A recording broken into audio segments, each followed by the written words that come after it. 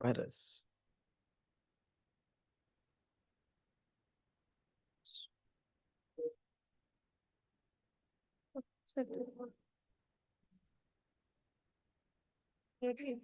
Virus.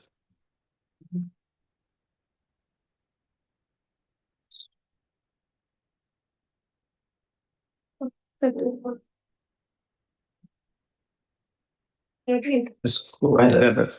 Hello. Jai Gurdev. A very warm good morning from faculties of Management Studies, Shishi University. I, Snehashish, And I, Anu Rajput. and we are welcoming you to the National Seminar on ESG Technology and Innovation. Basudhaiva Kutumbakam. The whole world is one family. And today, Suti Hall becomes that home filled with knowledge, wisdom, and inspiration. Gurudev Sri Sri Ravi Shankar ji once said, when the mind is calm, creativity blossoms. When the heart is pure, intuition awakens.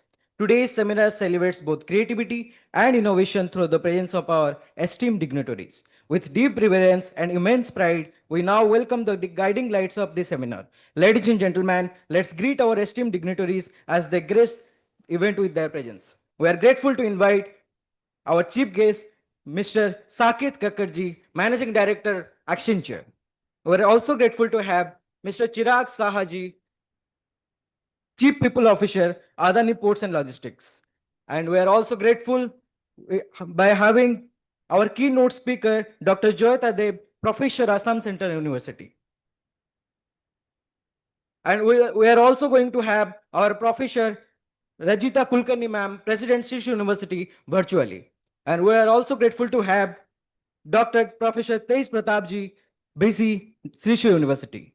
And we are also grateful Dr. Bipro Kumar Bishwal, Dean FMS, is also with us. And welcoming you, everybody, all the faculties and students to the program.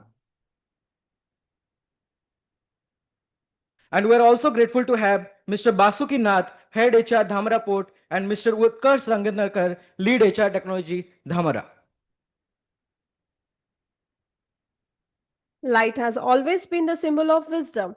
Darkness disappears not by force but simply by the presence of a small flame. Allow me to recite a line that resonates deeply with our purpose today. Tamosho Ma Jyotirgamaya, lead us from darkness to light. Now I request our esteemed dignitaries to come forward for the lamp lighting ceremony to assure in knowledge, harmony, and clarity for this seminar.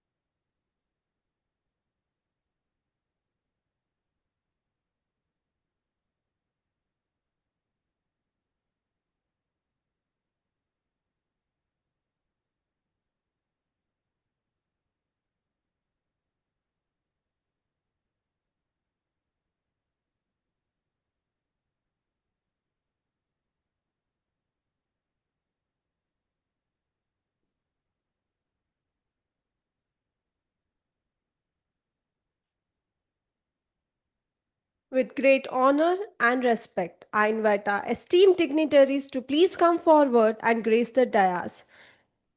We invite our Honorable Vice Chancellor, Sir, Professor Tej Pratap. Sir, please join us on the dais.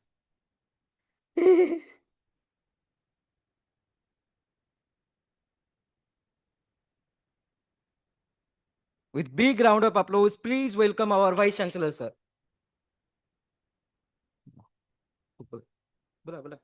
We invite our chief guest, Mr. Saket Kakkar, Managing Director, Accenture. Now I would like to invite our guest of honor, Mr. Chirag Shah, People Officer, Adani Ports and Logistics. We warmly invite our keynote speaker, Dr. Joyata Deb, Professor, Assam Central University. We request Professor Biplab Kumar Biswal, Dean Faculty of Management Studies, Sri Sri University. Thank you, sir and ma'am.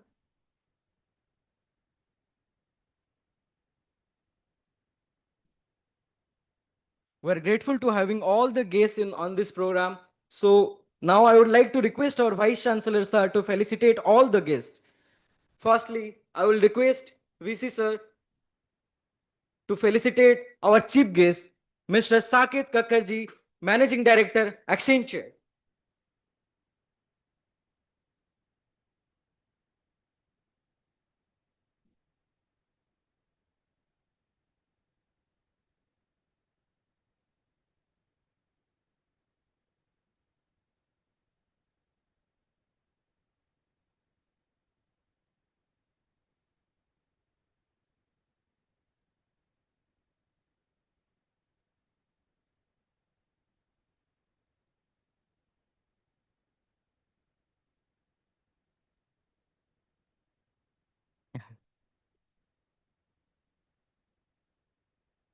Now I would request VC sir to felicitate our guest of honor, Mr. Chirag Sahaji, Chief People Officer, Adani Ports and Logistics. Thank you so much, sir, for your valuable time. We're really grateful for having you as our guest of honor.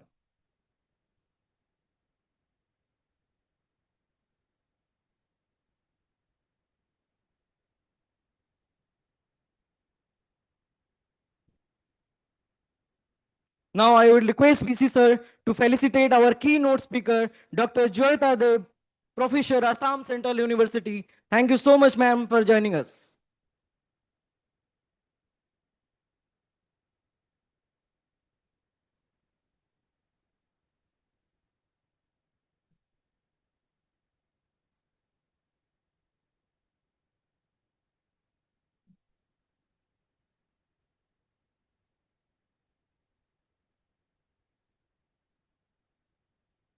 Thank you so much, sir.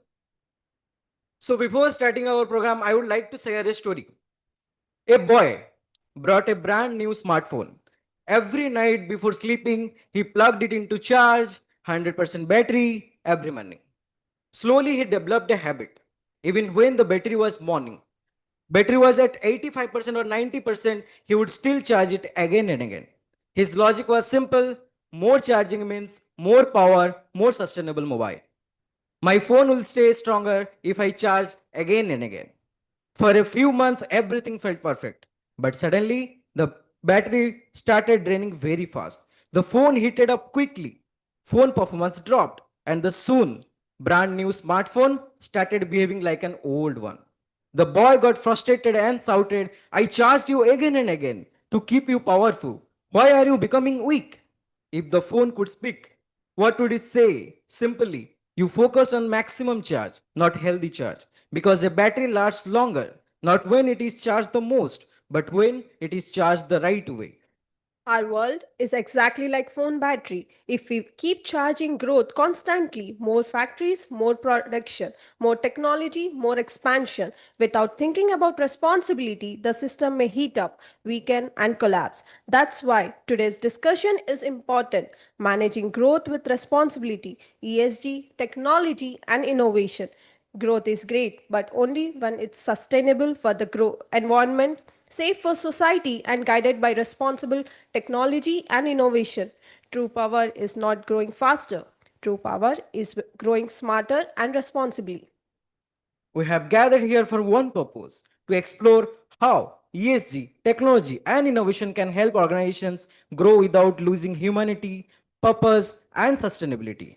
And there is no better place to have this conversation than Sri Sri University, a university rooted not only in excellence but in consciousness. Where we do not simply teach how to achieve more but also how to achieve responsibly. Where we prepare leaders who can transform industries without losing humanity. So, as we begin, let this thought stay with us. Growth is inevitable, but responsible growth is intentional. Let us be the generation that chooses intention. Welcome to National Seminar of Managing Growth with Responsibility, ESG, Technology And and, innovation. Innovation.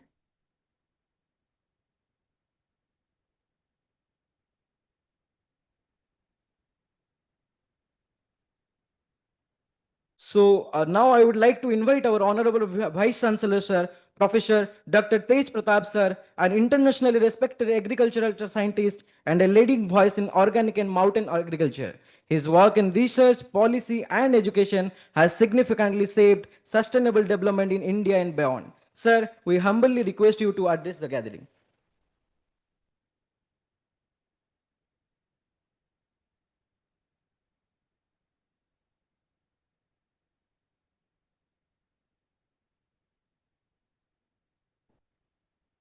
Yes. Thank you very much.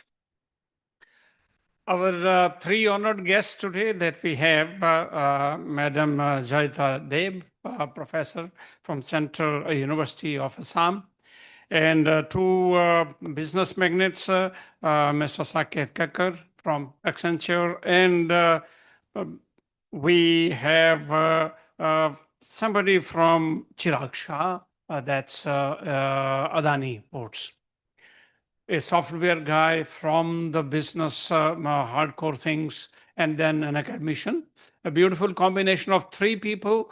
And the topic that you've chosen, I really admire the efforts made by the faculty, thoughtful of that, to enhance your knowledge through others' experience. This is one of the best ways that one can do.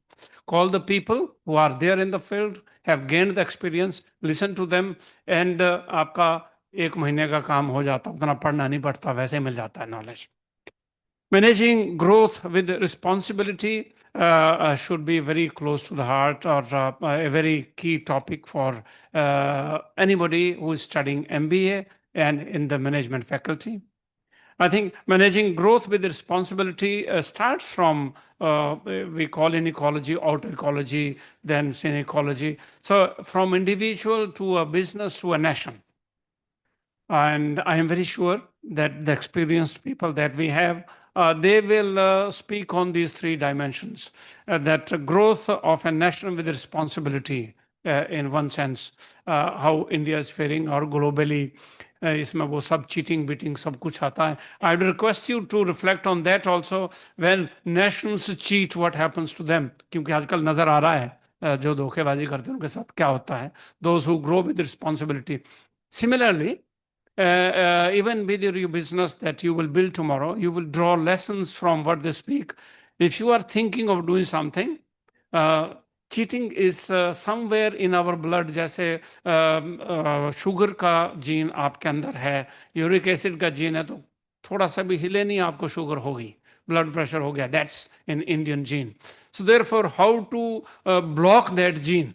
I would like all the three speakers to reflect on that, that there is something in our blood, and you have to find a reaction that stops its action and it doesn't grow. That's beautiful indeed. I'm not the expert on business growth. Of course, academic growth, yes, that is there.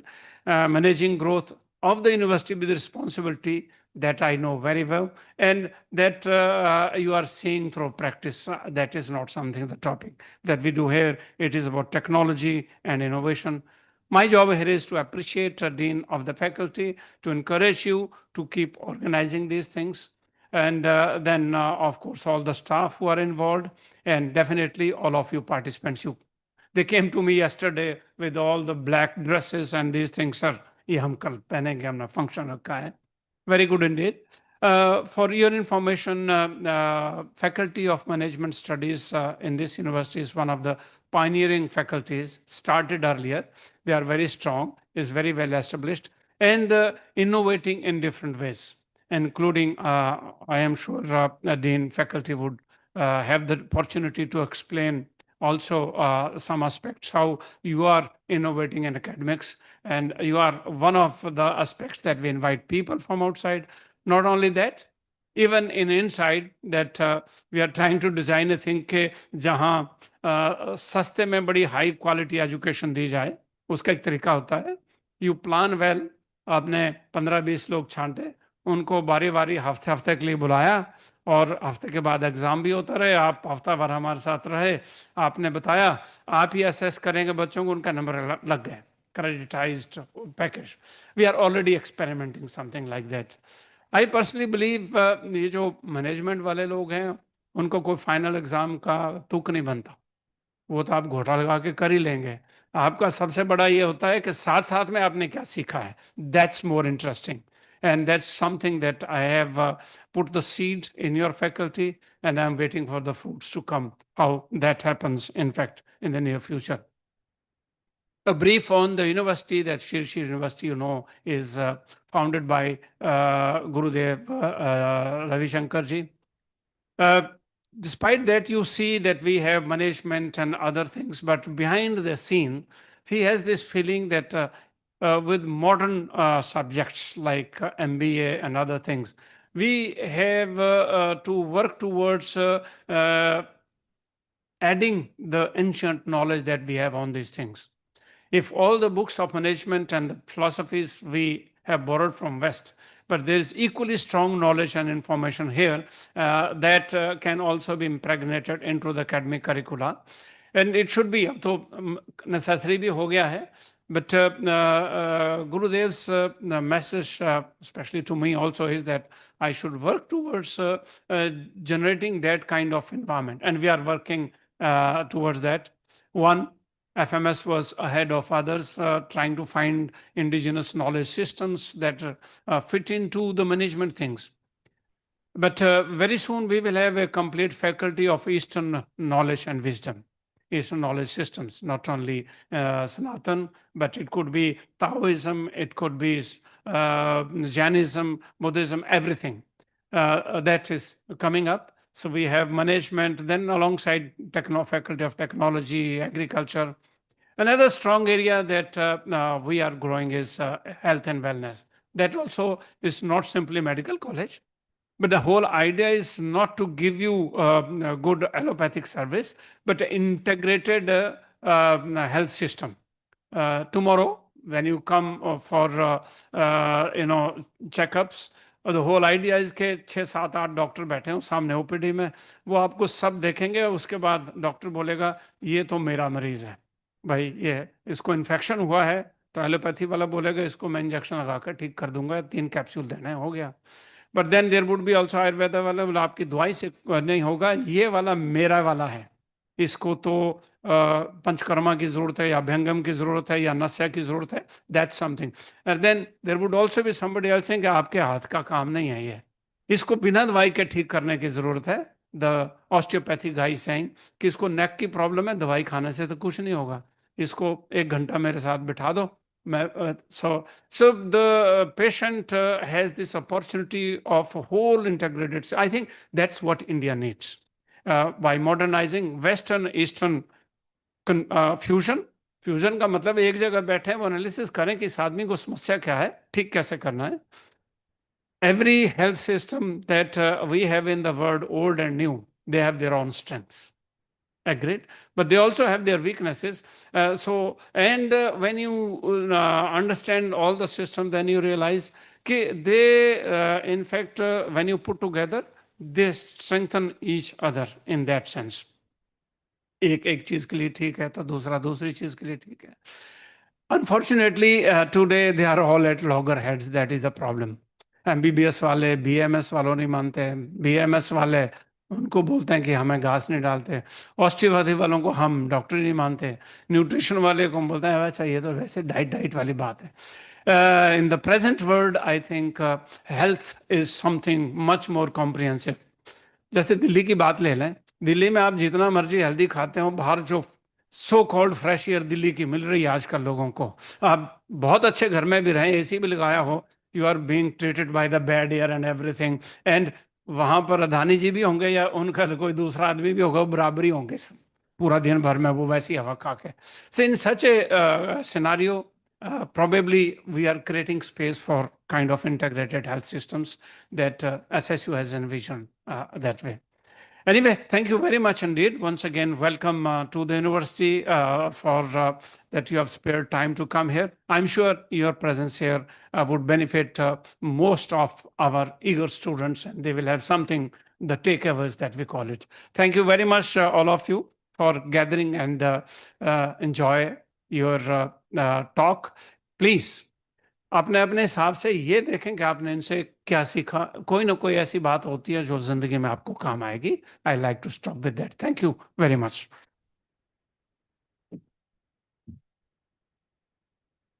Thank you, sir, for your insightful address. We are really motivated by your vision. Ladies and gentlemen, by a quick question: where do numbers end and culture begin?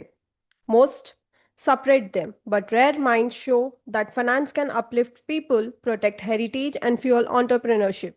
Today, we are honored to welcome one such mind.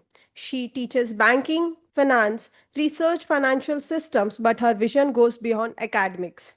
She believes knowledge must empower communities and innovation must honor identity. Her seminar, Reviewing India, and her books on indigenous handloom of Northeast India reflect this commitment, proving that development is strongest when tradition and technology grow together. And that is why she is here today to inspire us towards responsible, culturally rooted, future ready learning, the spirit of Sri Sri University. With respect and warmth, please welcome a scholar, a researcher, and a cultural catalyst, Dr. Joyita Deb, our keynote speaker.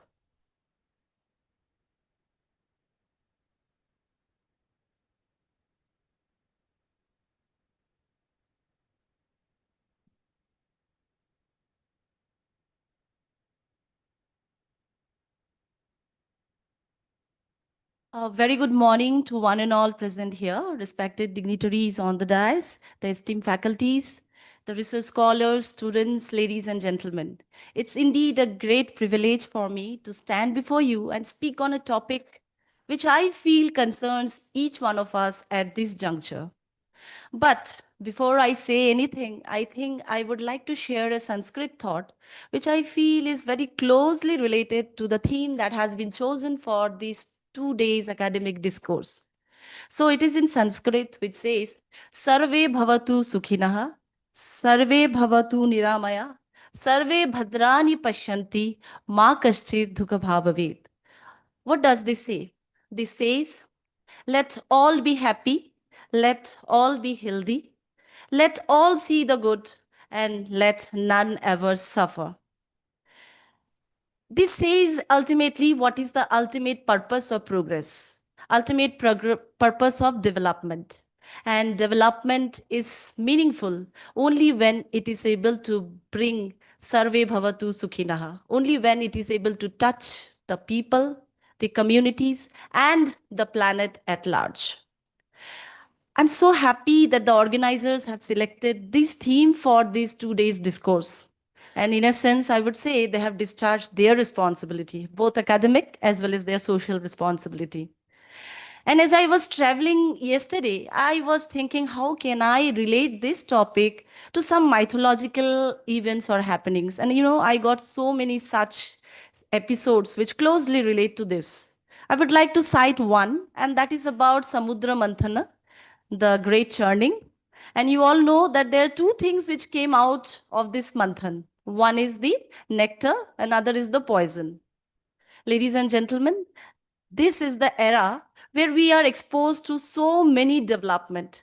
We have rapid technological development, we have digital transformation, and similar such developments which are giving us unprecedented opportunities. But parallelly, we are exposed to issues like climate risk, we are having growing inequalities and similar such challenges. And what did Lord Shiva do? Lord Shiva held the poison to help protect the creature. And same goes to an able and effective leader who would try to see that the nectar of development touches each one of us. So let's keep up this spirit of resilience, responsibility, and common benefit as we proceed towards this 2 days journey. So as I have seen the topic, and I made this my speech very student friendly so that you all get something out of it. I see there are many UG, PG students as well, along with research scholars. So I break this topic into four distinct parts. One says responsibility, the other is ESG, the third is the technology, and fourth is the innovation. So this topic blends together different aspects. And let's relate it to India, of course. As we are all aware that India is proceeding its journey of development very fast, and we are one of the emerging economies of the world. Last week, I think last week, there had been an interview by two of our top journalists with Vladimir Putin, which went viral because of one particular cause many of you know already. And he was appreciating the growth rate of the economies like India, China, Indonesia. And he credited technological progress along with other factors. Now, before I start speaking something, I don't know how much time I am been warranted, but I would like to cite one economic model, which is the Simon Kuznets environmental life cycle model, which says that as an economy progresses, then there is correspondingly exploitation of resources, right? So when development proceeds, there is parallel exploitation of natural resources, and there are pollution, carbon emission, etc. So further, as the growth picks up, then we reach a stage when there is an inverted relationship, that this exploitation of natural resources goes down, there is lesser emission of carbon. This is mainly because of our realization of the adverse climate and environmental impact, right? So probably India has reached this stage of inverted relationship when we have started giving our concerns on environmental and societal issues. And that's why your facts and figures reveal that right from 2000, say the latest statistics of 2019, that as our growth rate is 7%, the emission rate is 4%. So that shows that we are gradually trying to discharge our responsibility towards the environment. So now let's begin with the topic. Now the question is, we talked about growth, and no doubt, yes, the Indian growth trajectory is known to all of us. Now the question is it recent that we are talking about responsibility? Is it a new phenomenon that we are talking about business responsibility? Is it the history of the recent decade? Probably not. If you explore the history, you will find that as and when business existed, as and when trade existed, responsibility had always been an integral part of it. And that is why when we explore our history, we will see that in the ancient literature, you take, for example, Arthashastra.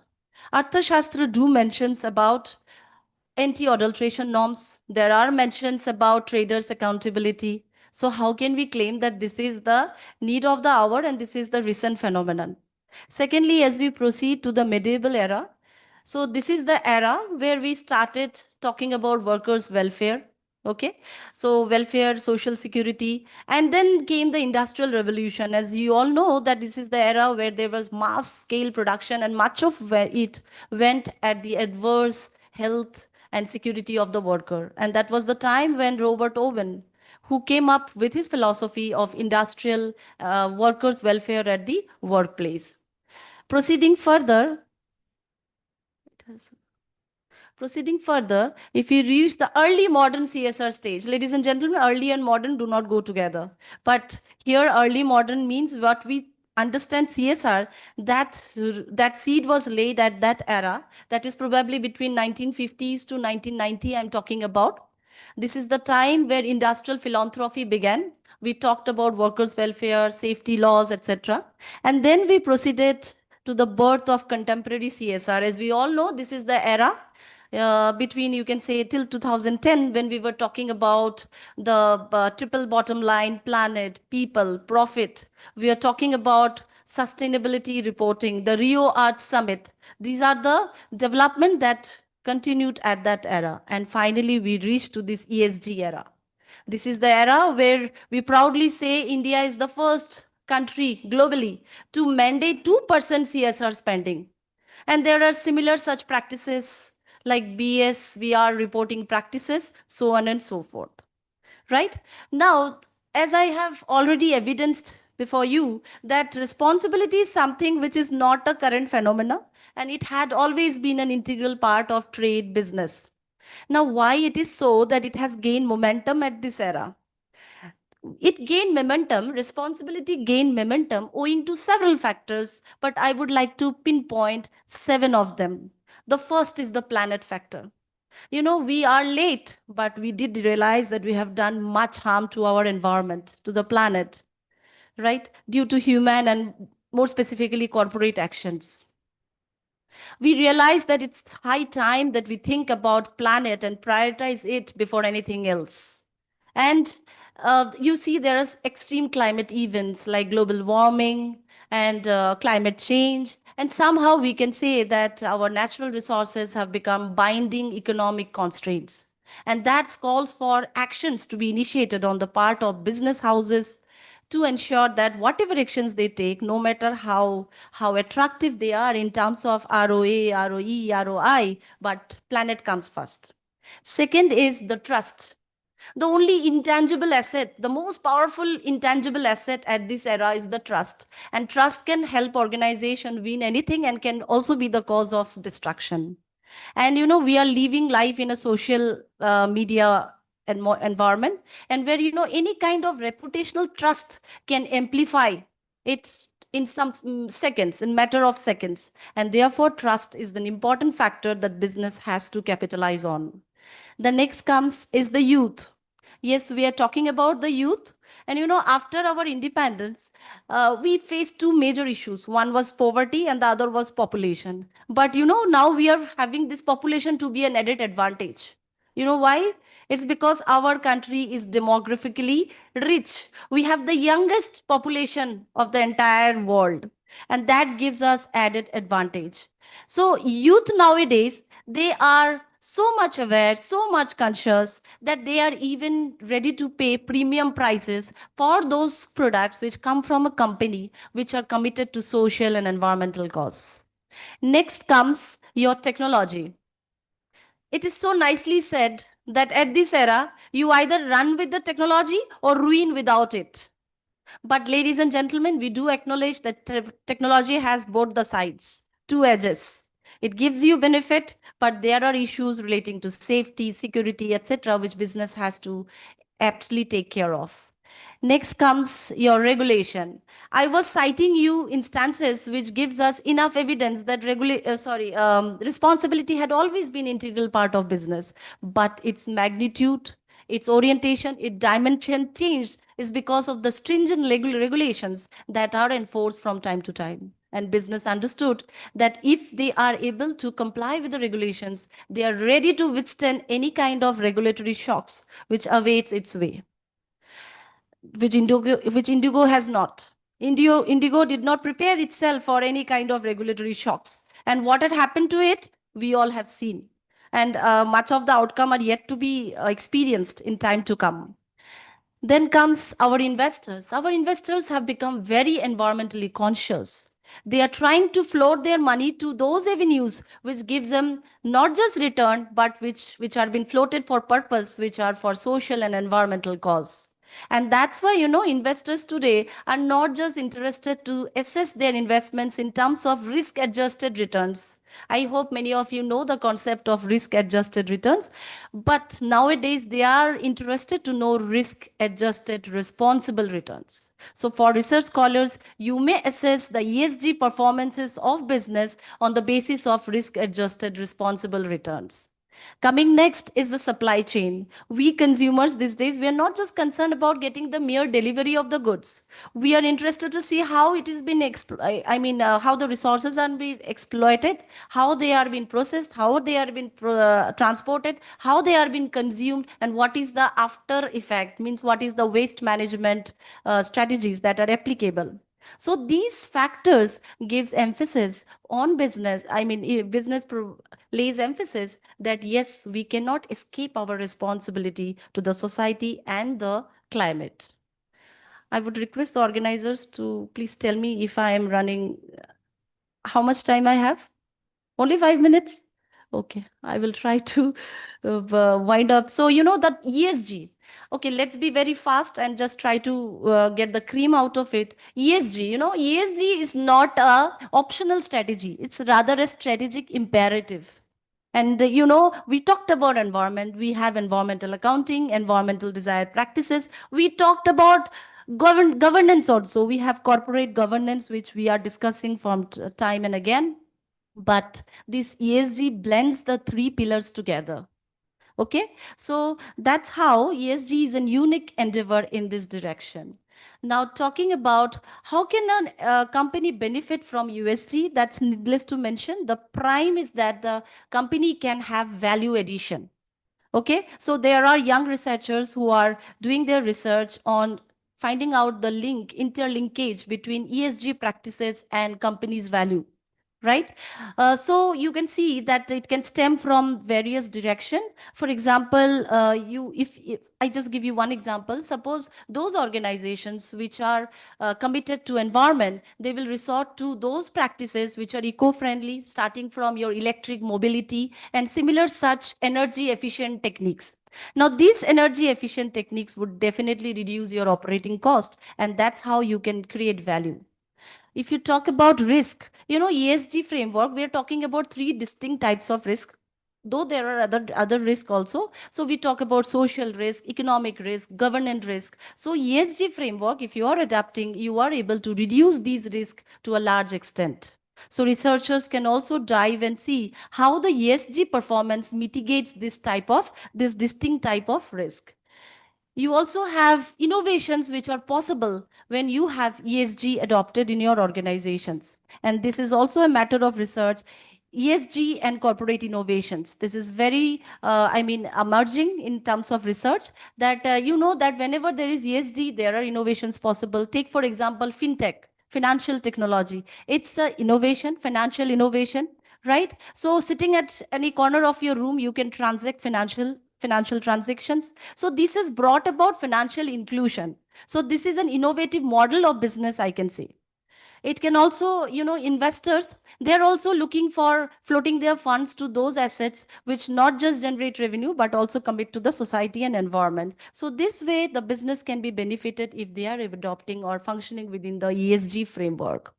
Now, as I already told that ESG can help mitigate the risk, and there is a continuous the organization need to continuously monitor the risk and do the appropriate mapping from time to time.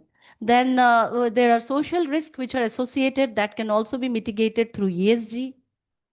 We have talked enough about ESG, and we understood by this time, given the constant time frame, that ESG is imperative for businesses, though we have some concepts called greenwashing.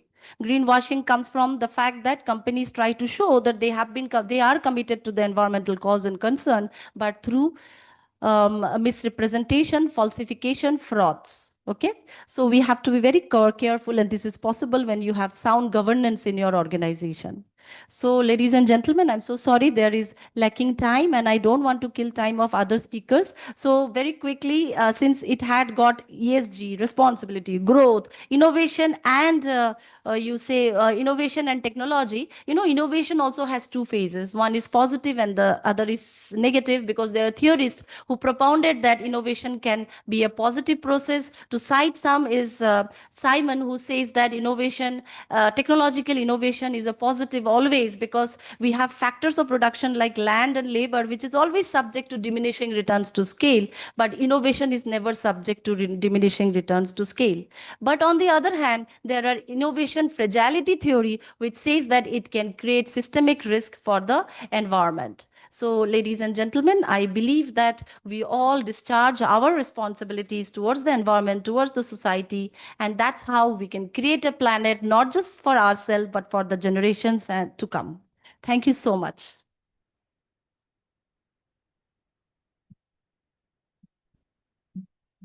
Thank you very much, ma'am, for explaining so simply how responsibility has always been part of our culture and why ESG matters today. Grateful for your insights. So, before moving forward, I would also like to introduce we're having two more valuable dignitaries with us. I would like to request our VC sir to felicitate Mr.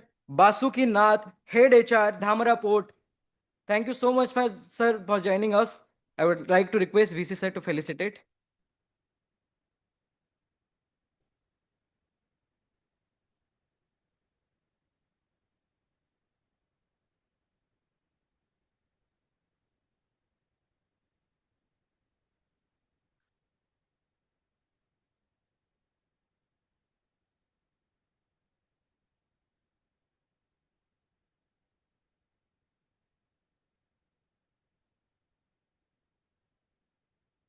We are also grateful to have Mr. Utkarsh Rangnakar, Lead HR Technology Ahmedabad. With big round of applause, please welcome sir.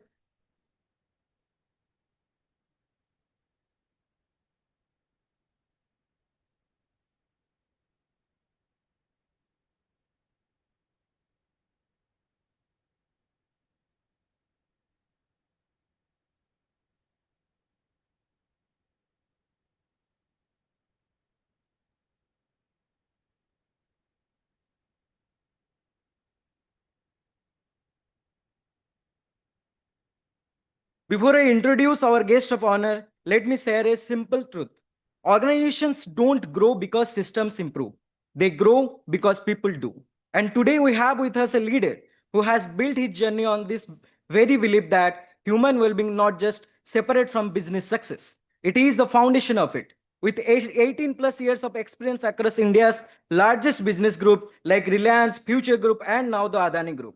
He leads people strategy for Adani Ports and Logistics, Shipping and Aviation, guiding 10,000 plus employees across India and global port operation.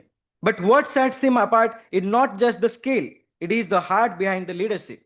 In moments of acquisition, expansion, and a change, he has always centered culture, learning, dignity, and human connection. A Harvard Business School and ISB trained professional and a dedicated art of living volunteer for over 2 decades. He stands at the rare intersection of safe strategy and deep compassion. And that is why he is the perfect voice for today. Today's theme, managing growth with responsibility, because he shows us that responsibility is not just a barrier to growth, it is the blueprint for sustainable growth. So, ladies and gentlemen, please join me in welcoming a people architect, a culture builder, and a leader who proves that when people thrive, organizations flourish. Please welcome Mr. Chirag Sahaji, Chief People Officer, Adani Ports and Logistics.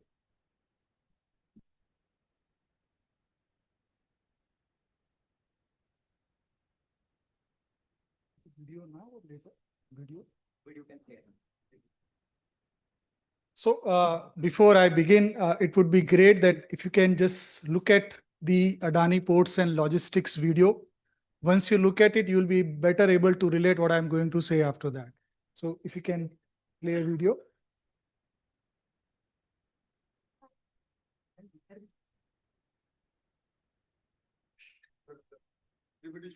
Once you look at relate what I'm going to say after that. So if you can play a video.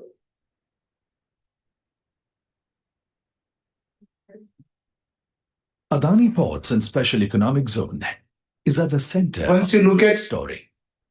relate what I'm going to say after that. With an So if you unparalleled can network of play a video. ports, marine fleet, and extensive logistic assets covering 90% of India's hinterland. Adani Ports and Special Economic Zone is the largest is at the center Once you look at story company in relate what I'm going to say after that. with an So if you unparalleled can network of play a began in video. 1998 marine fleet with and extensive logistic assets covering 90% of India's hinterland. Adani Ports and Special Economic Zone, the largest You look at story company in relate what I'm doing.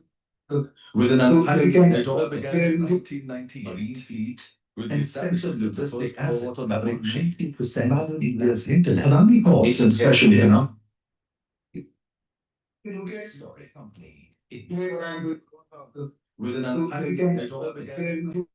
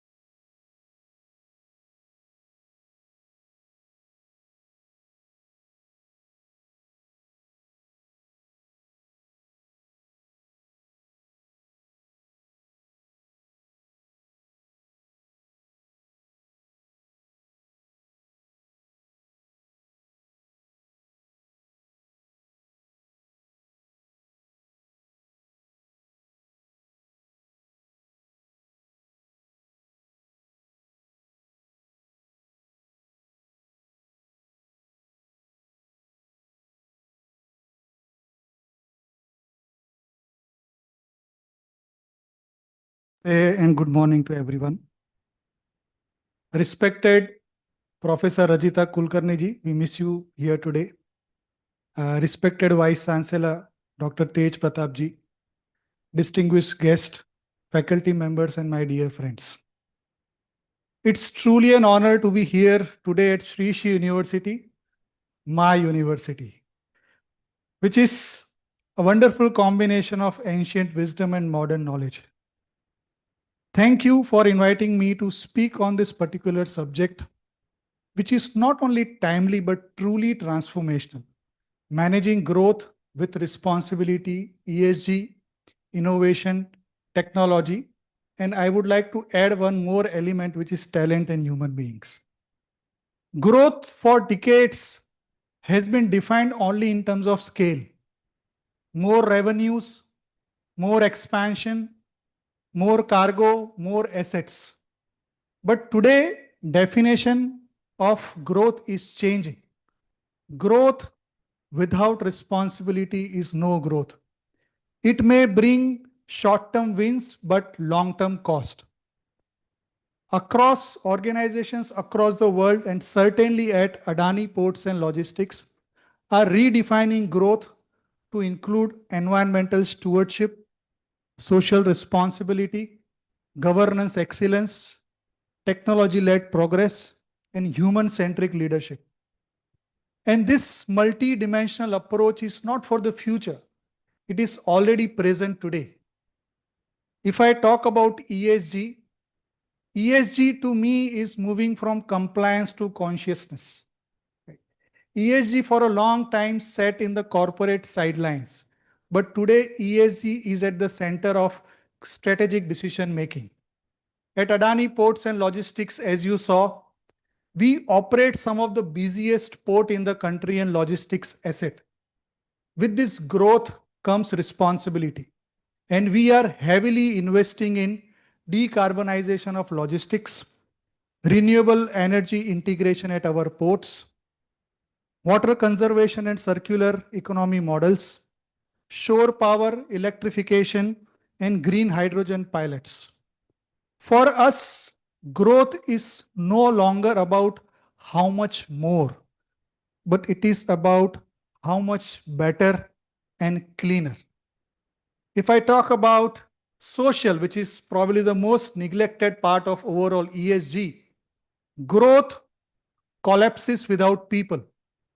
Every crane operator, every seafarer, every engineer are the backbone, silent backbone of India's supply chain.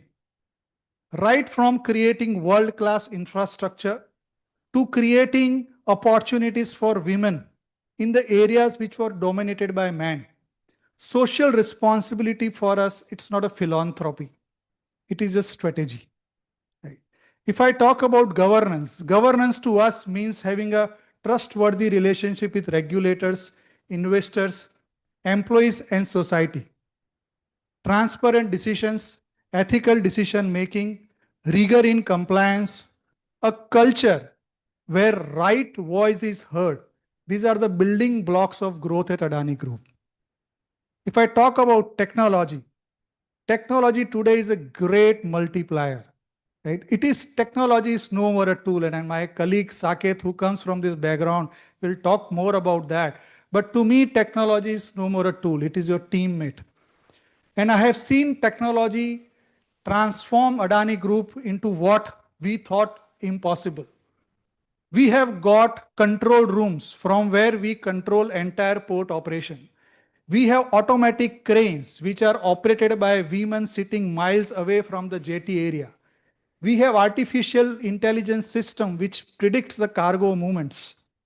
We have autonomous trucks and IoT enabled yards. And we are doing blockchain trials for transparent trade.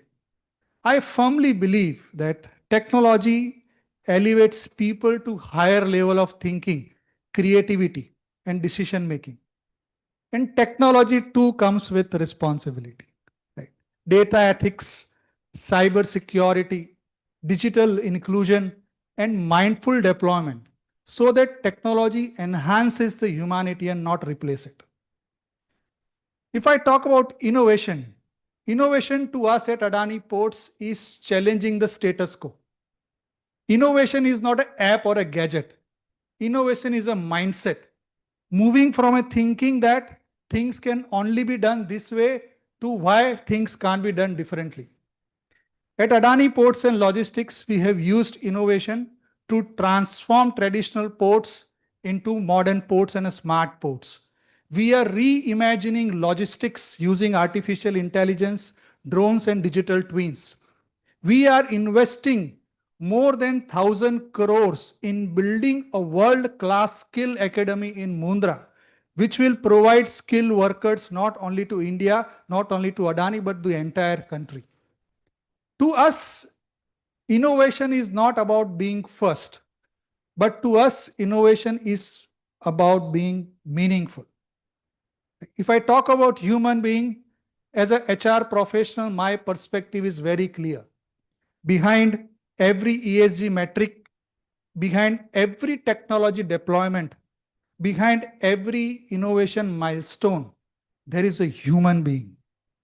And growth will be responsible only when we build culture of trust, when we protect physical and mental well-being, when we create a culture of diversity, when we allow young minds to think fearlessly, and when we create those leaders who can think for long-term good over short-term win.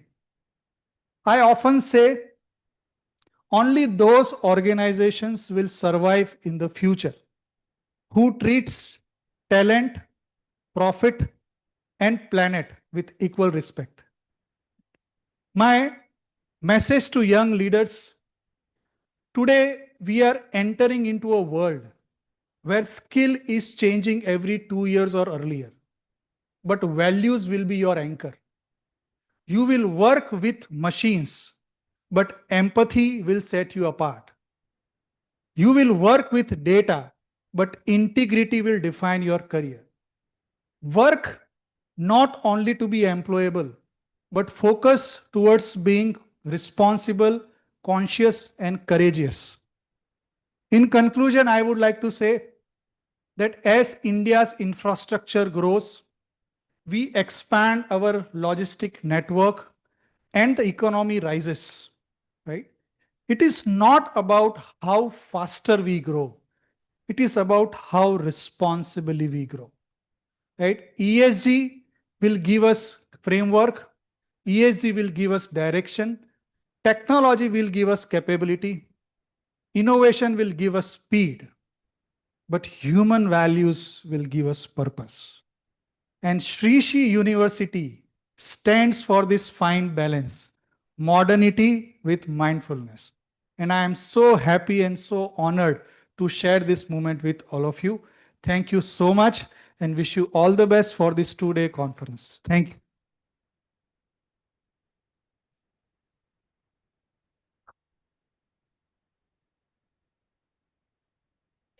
Thank you, sir, for your clear message that real growth is responsible growth centered on people and ESG decision.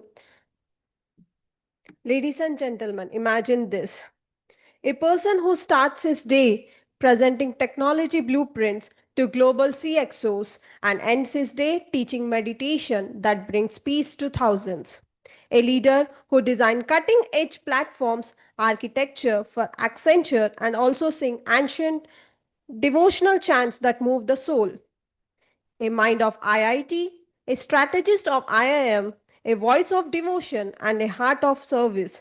Today, we are honored to welcome such all-rounded personality. Shri Saket Kakarji is the managing director of Accenture, leading SAP solution architecture across the Asia specific region, an IIT Bombay graduate and IIM Lucknow alumnus. He brings 24 years of excellence in technology, advising CXOs on innovation, digital strategies, and transformation.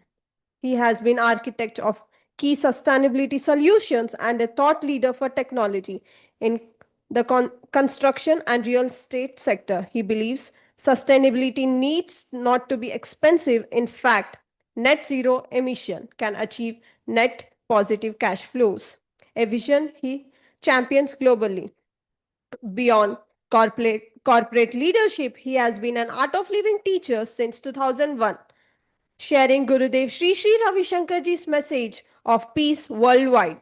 He is also a musician whose devotional voice has touched heart across continents. Some call him technology visionary, some call him spiritual guide, some call him musician. Today, we proudly call him our chief guest. Please join me in warmly welcoming the extraordinary and inspirational Sri Saket Kakkarji.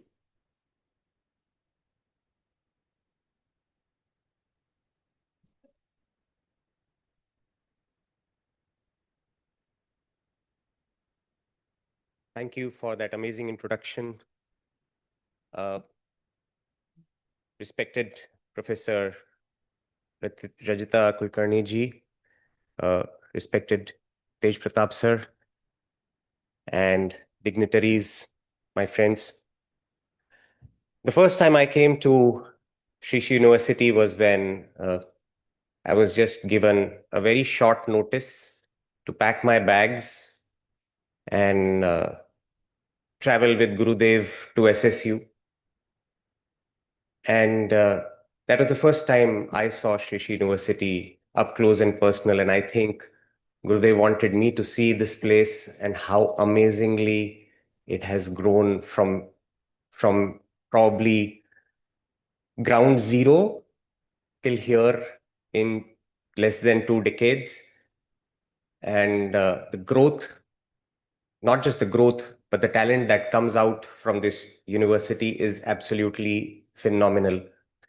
I have some colleagues of mine who work with me in Accenture strategy and consulting practice, and I can say that the grit, the confidence, the absolute strength as a consultant that they demonstrate is par excellence.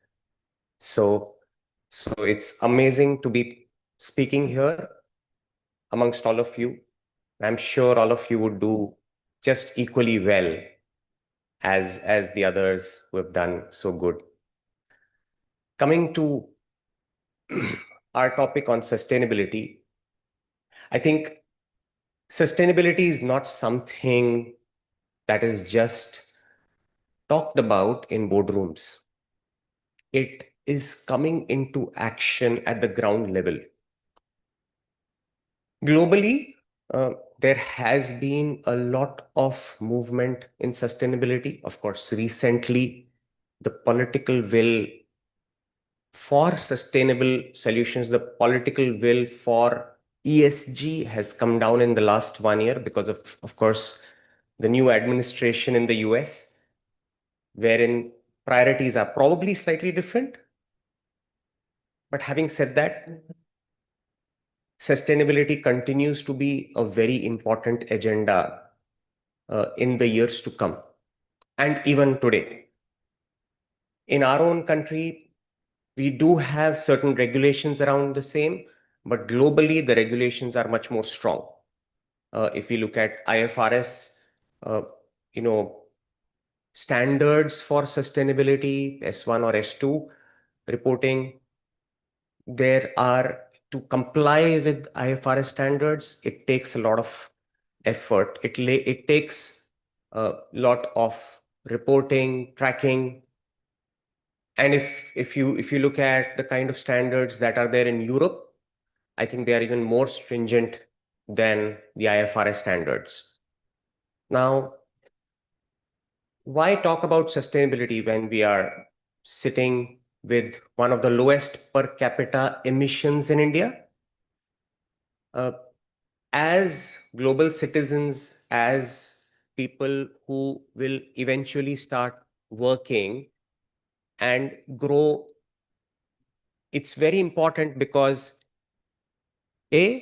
of course, sustainability requires a lot of effort from us, but B, when, let's say, you as professionals work in organizations that require to grow across the globe, you, me, all of us, will have to be aware about what are the sustainability requirements across. And growth is now not possible unless we focus on sustainability. Now, sustainability has its own, let's say, growth trends or trends in the past. I would probably focus on a couple of these, not going on all of them. And the topic of our discussion today is also technology innovation and how the same can be sustainable. I would say innovation is and technology growth helps in helps in improving sustainability, but it also sometimes is an impediment.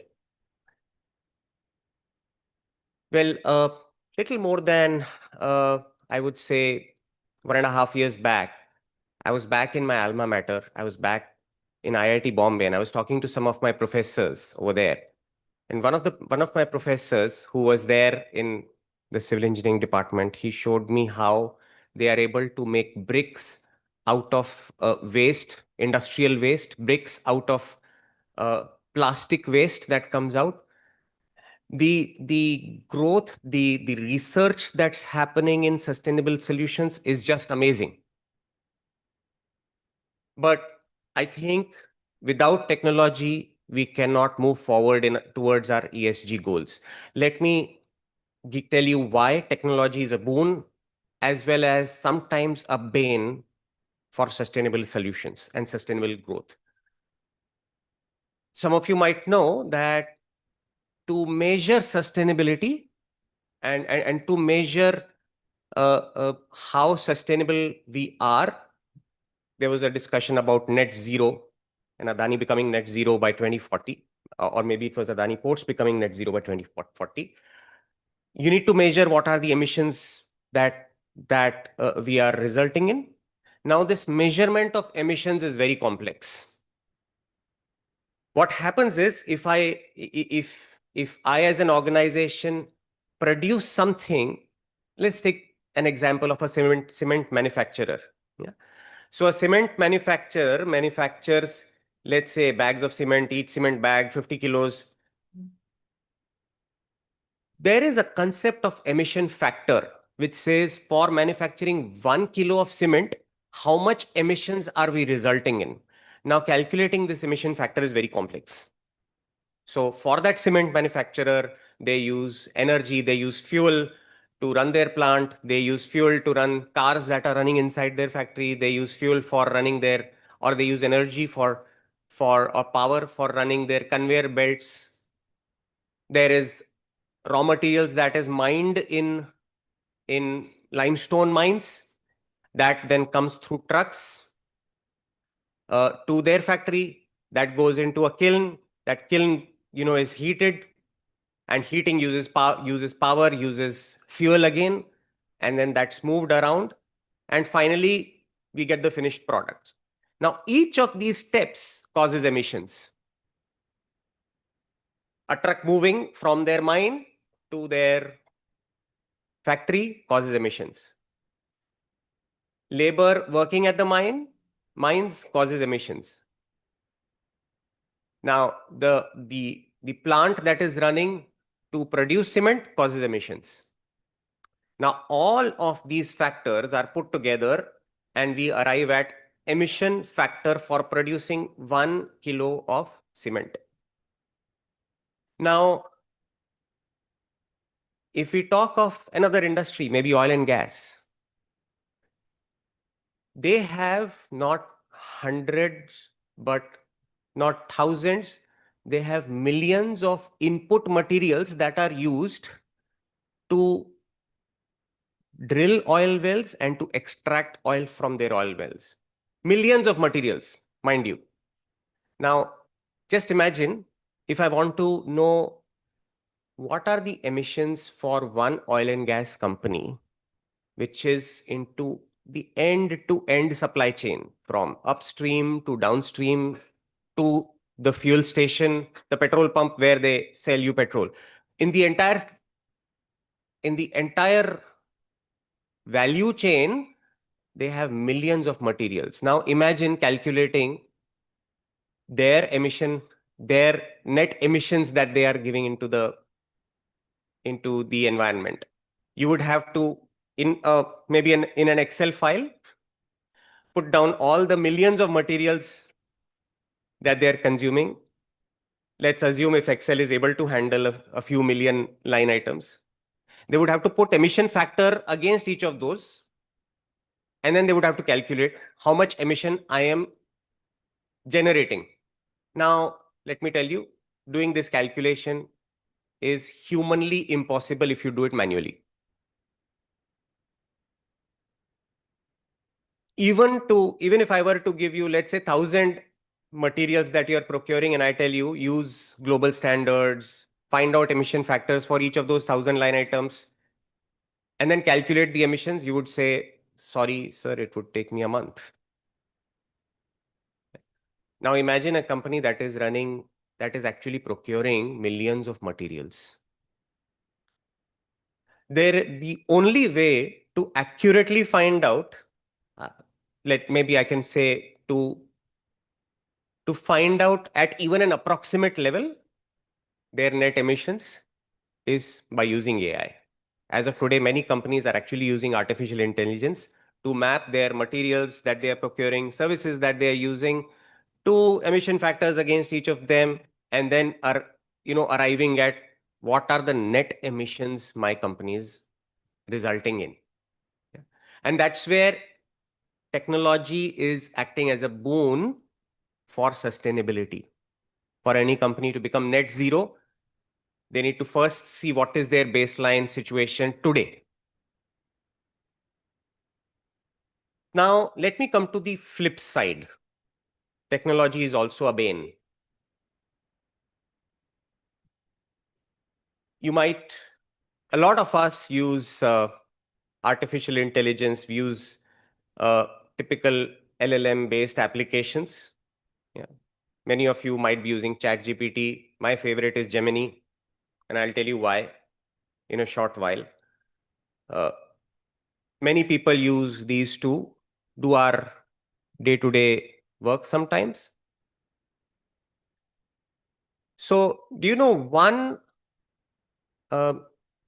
query into ChatGPT results in approximately 4 to 6 grams of carbon emissions? One query. When was the last time you decided to do your assignments using ChatGPT? You resulted in 4 to 6 grams of carbon emissions. Yeah, it's okay to use artificial intelligence to do our work. Many of us do. But the key is one point which is part of responsible AI is also using it responsibly, which means not using it more than what you need, not using it and just leaving it. Yeah. So when you use AI to generate some work out of it, and not validate what is coming out of the AI tool, that becomes a problem. Some of you might have been reading in the newspapers, there was a consulting firm that had a project with the government, and they generate the entire project report using ChatGPT, gave it to the government authorities.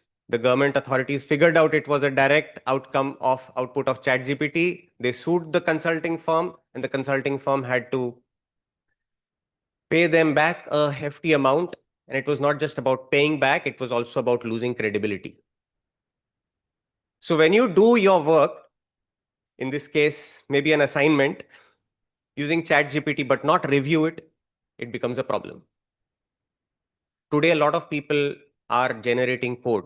We as Accenture, we are able to reduce our work by 50% because code generation happens using AI. So it's good, but using it where it is needed. Coming back to the topic, So one query in ChatGPT causes about 4 to 6 grams of carbon emissions. And,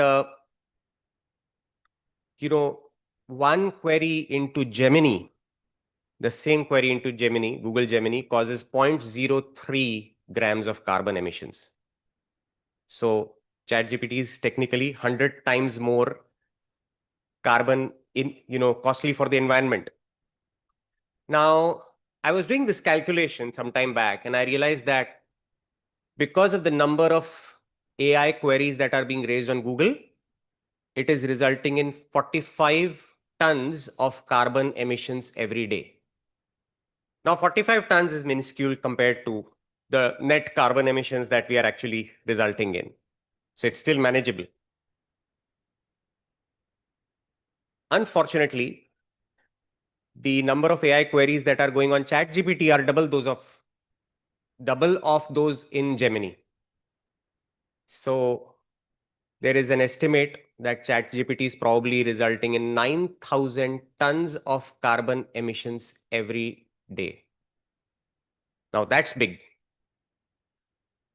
Responsible AI is about, in my view, using not just responsibly, meaning not just reviewing it after the AI tool does your work for you, but which means human in the loop. We call this human in the loop. Human in the loop means that when an AI tool generates something, there is a human who is checking and who's making sure. Without a human in the loop, uh, there can be issues. So one of the points of responsible AI is human in the loop. The other point is sustainability. And sustainability here is using it just enough to the extent of what I need and using the right tools as well. And by the way, I just talked about only carbon emissions. Every AI query uses water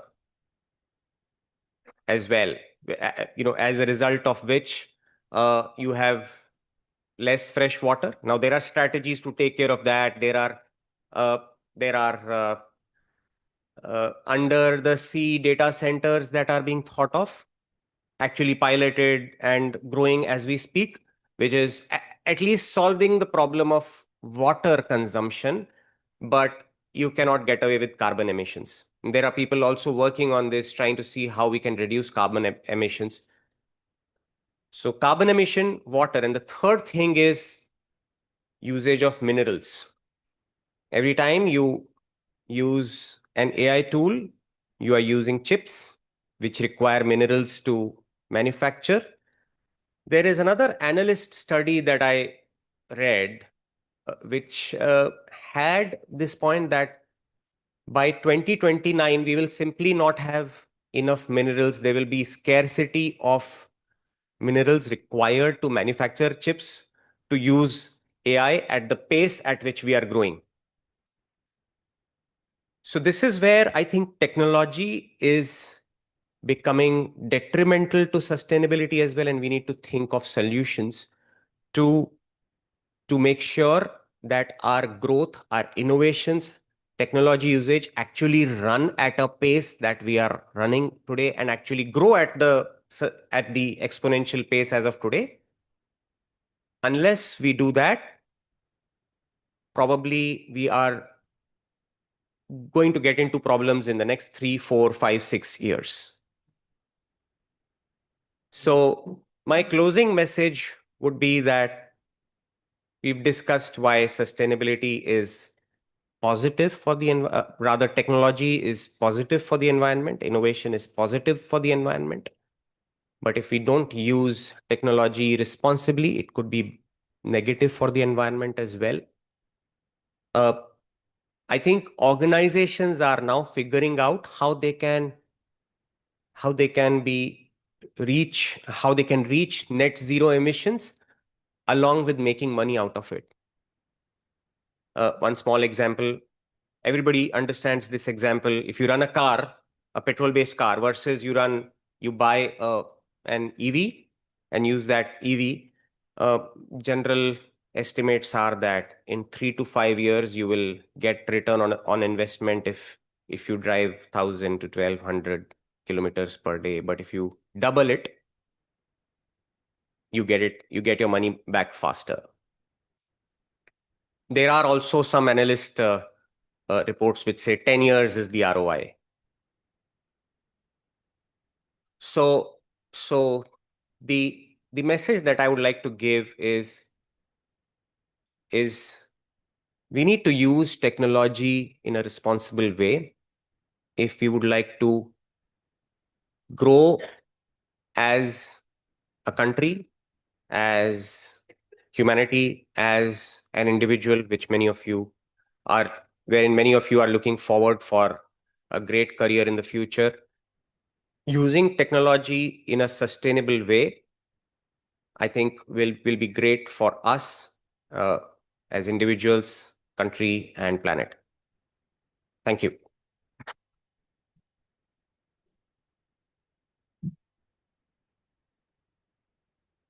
Thank you so much, sir, for turning complexity into clarity and ideas into inspiration. Thank you so much for the guidance. How to use AI, where to use AI, and how to mitigate the risk. Thank you very much, sir. We are very much grateful for having you with us. Now, I would like to invite our Dean, Professor Dr. Biplab Kumar Biswal, the guiding force and the brainchild behind this entire seminar, to deliver the vote of thanks. Well, Thank you. We're heading for lunch. Getting bored? I presume it's not, because for the first time I see you people quietly sitting for so long. That means you're getting value. All right. It was really nice. And ESG is not only today, it will be a burning subject throughout, because maintaining the balance of carbon footprint and then achieving growth is not so easy a thing. And it's not today. We're fighting since our inception as a species. So I'll give you small examples. For example, this concept of Sura, Nara, Asura, if you look at it. So the concept in the Sanatan, there is nothing negative. So neither Asura is negative nor Sura is positive. That's why in marriage, the Pandit says, Sura, Asura, Argha Samarpayami. Right? So when you get married, you worship the Sura and Asura both. Why? So the concept of Sura is like capitalist, exploit the nature to create wealth and employment, more profit. And the concept of Ashura is protectionist, conservationist. I will only exploit the earth to the extent of my survival. Rest I will preserve. And they are still there if you look at the tribals. Now, which one is right and which one is wrong? Tough to decide. How much exploitation is right and how much exploitation is wrong? Tough to decide. So this fight will go on. It will go on. We need to balance. And I always think as a species, we have the maximum responsibility towards it, because if you look at the ecosystem, we are the only species who gives back nothing to the earth except exploiting it. So the famous say, it says, the earth has everything for a human need, but nothing for the human greed. And, the hint of sustainability, I also recall when I recall Kabir Doha, Mati kahe kumhar se tu kya ronde moe, ek din aisa aayega main rondungi toye. So it's a cycle, it's a full cycle. So it's up to us that we make it sustainable, positive, and make our life and planet better, or we make it worse. That's our responsibility. So with this, I would like to first thank President Professor Rajita Kulkarni, who has been, just a minute. What?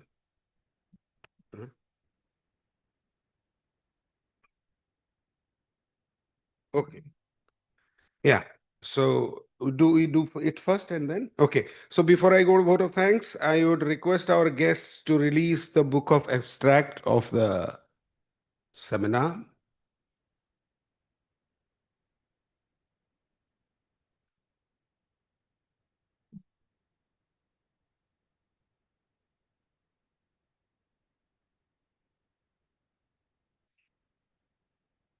Thank you very much. I have to.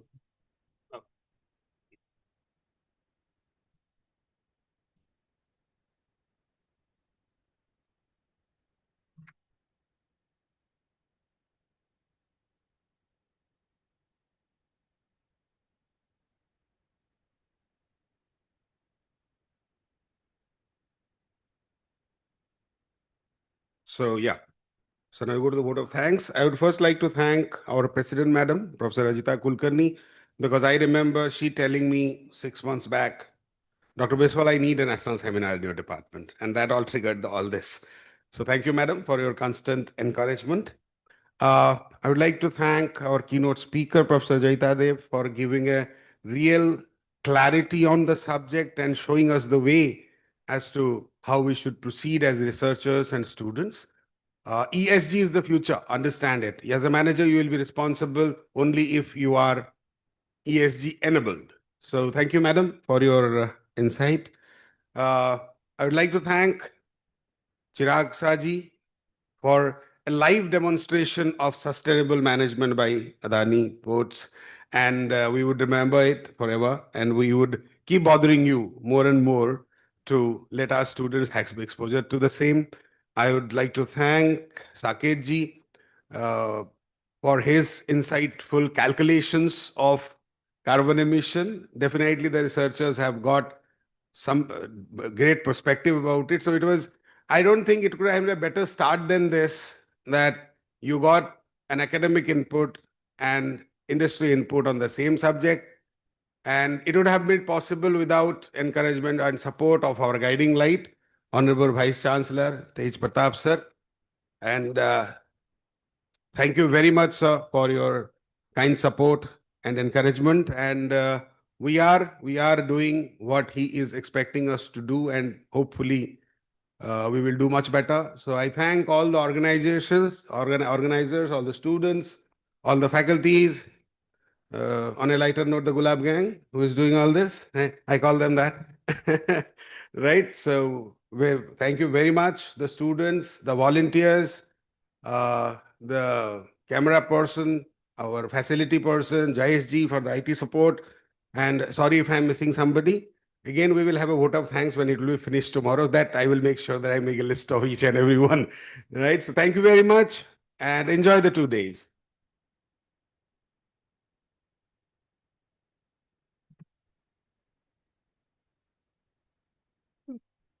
Thank you, sir. We now move the next session, which is going to be panel discussion. I request VC sir and Dean sir to please seated on the sofas.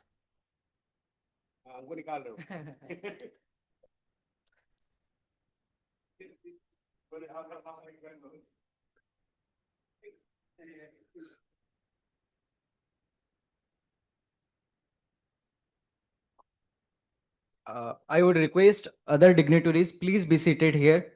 We really want more valuable insights from you. Now, I would like to invite Dr. Madhulika Sahu, ma'am. Ladies and gentlemen, some researchers study society from a distance. Some walk into the heart of society to understand the people the world forgets. Our panelist today belongs to the second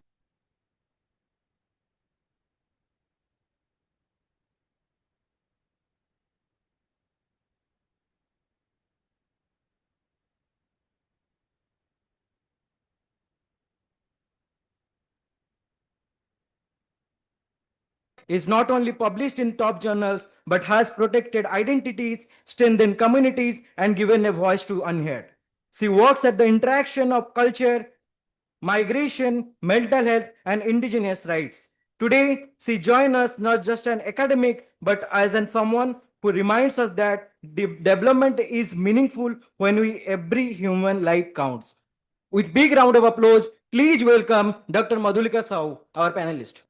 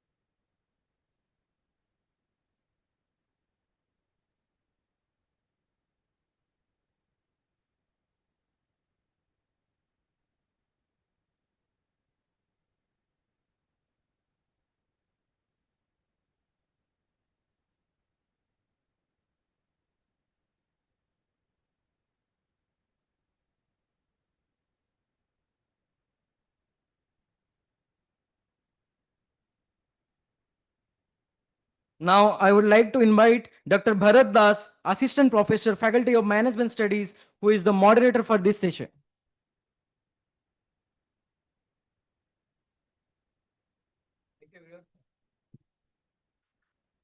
Thank you, Anu. Thank you, Snehashish. Before we start, may I request all the participants to get seated, please? We are not yet having an official break. Students, participants at the end, can I request you to please get seated?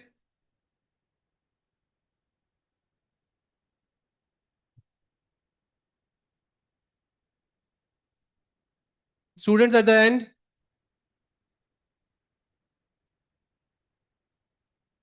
Participants. I'm sorry we are running a bit late, so we'll have to continue directly with the panel discussion.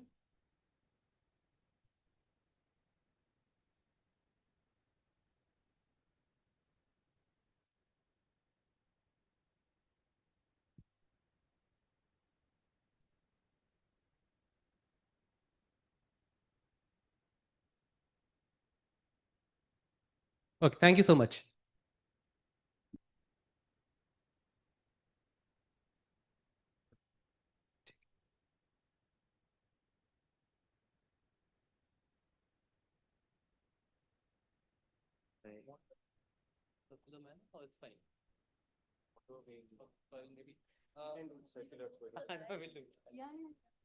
Go to the dais? Go to the dais. Aaj. Better go there and speak. Hey, if anyone is interested to speak from here, they can, but okay. I am You will very prefer? comfortable standing there and speaking. Okay, fine. Because I keep moving. Fine. So better I'll stand here and then get it done. That's okay?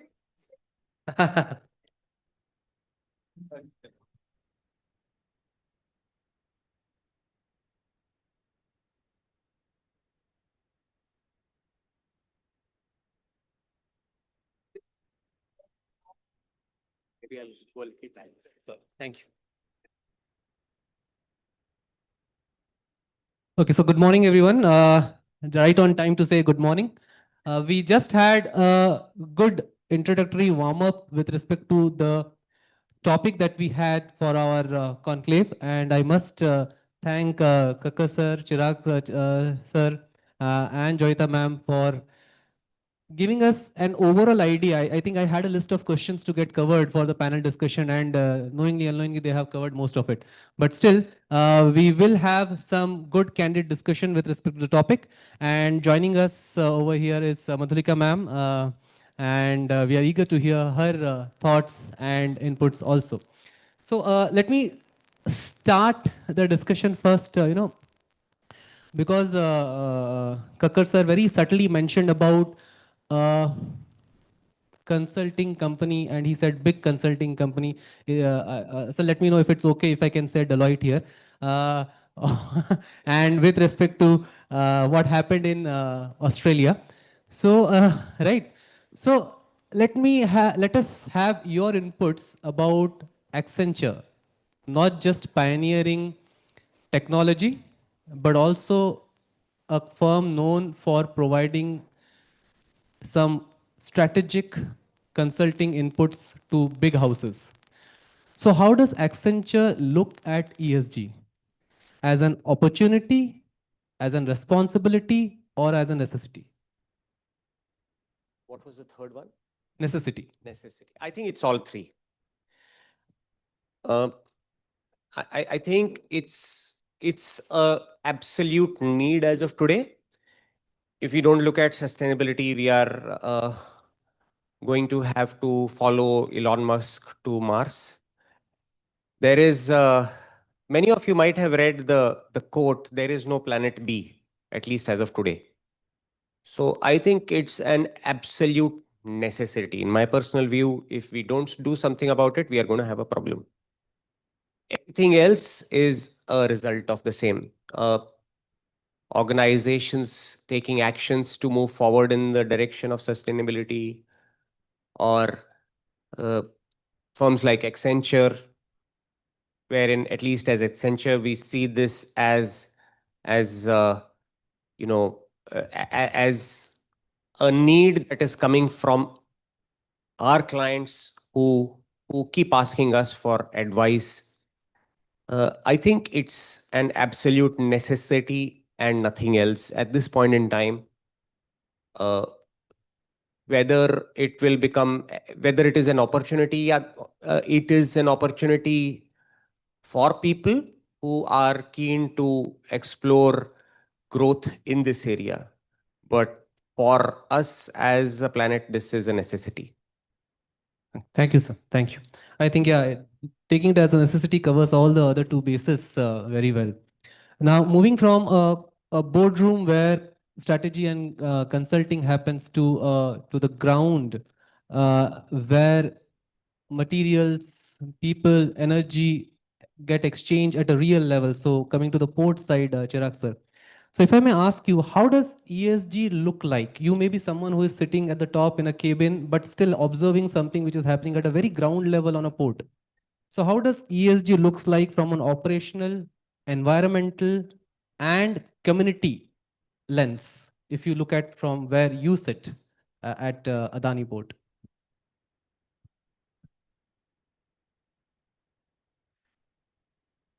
See, I look at it this way. If we need to grow, there is no going back, right? It's like we say, in AI, there is no going back. So if India needs to grow, businesses needs to grow. At its first look, of course, it always appears as a challenge. It's another burden for us to comply to many things, right? But as I said in my speech, uh, only those organizations will grow who grow responsibly. And we are putting our time and energy to ensure we grow responsibly, because we are not here to stay only for few years. We are here to stay for decades, right? And centuries for that matter. You look at all the businesses that we are in, they are infrastructure heavy, right? We are into mines, we are into airports, we are into ports and logistics. We are using thousands of trucks. You just look at Mundra Port itself. We have more than 10,000 trucks moving in and out every day. If I talk about Dhamra Port, Basuki ji is here. We have what? How many? Some 3,000 trucks moving, every day moving in and out of the port. Of course, each truck is emitting carbon, right?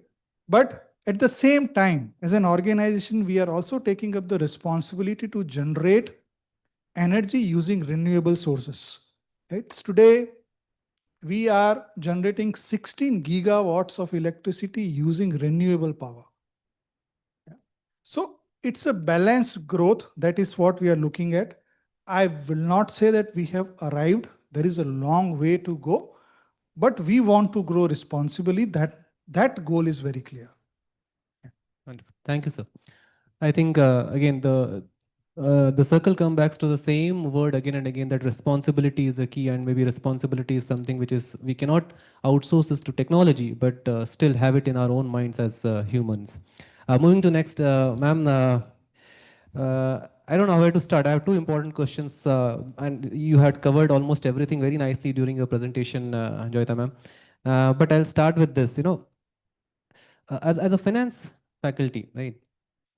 When I was in my MBA, so finance was the most yeah, not very comfortable subject for me. So because of multiple ratios that need to be calculated, do you think that as far as ESG is concerned, we need to come up with certain ratios which should move top of the order in the different sheets that we have? Or should be given more priority?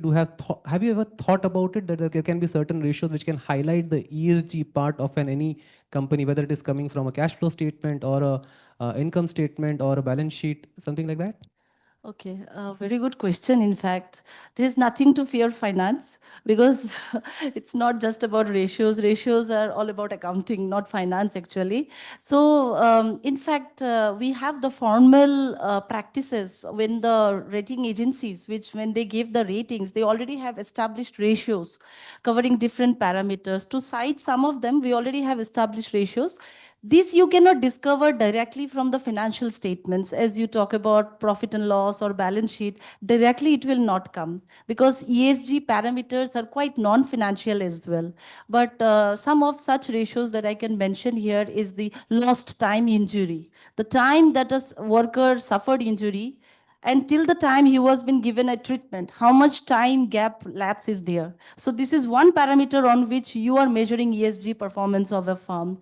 Similarly, you have the inclusivity index, that is gender ratio. How many females is to how many male in an organization? That also shows your societal responsibility that the business is carrying out.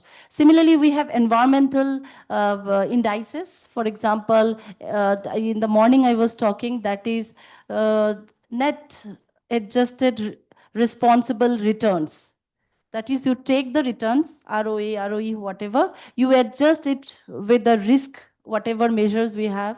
And then it's not the simple risk, it is the responsible risk adjusted responsible returns. So these are like technical things, requires a lot of accounting exposure to calculate.